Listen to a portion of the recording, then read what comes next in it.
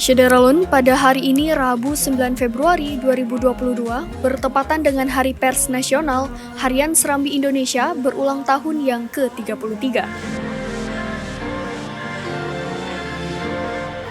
Untuk memeriahkan hari jadi yang ke-33 ini, Serambi Indonesia mengadakan perlombaan bagi seluruh karyawannya.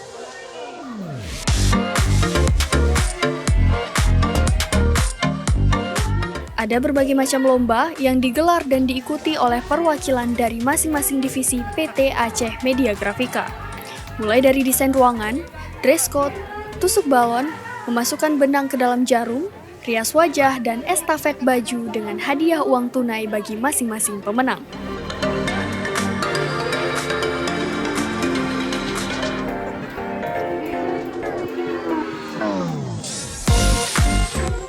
Selain itu, ada juga door prize yang diundi bagi masing-masing karyawan dengan hadiah utama 2 voucher menginap di hotel.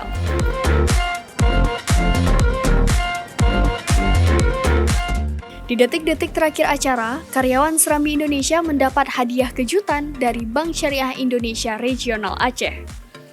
Hadiah kejutan yang diberikan yakni tabungan emas sebesar 1 gram kepada 5 orang pemenang door prize.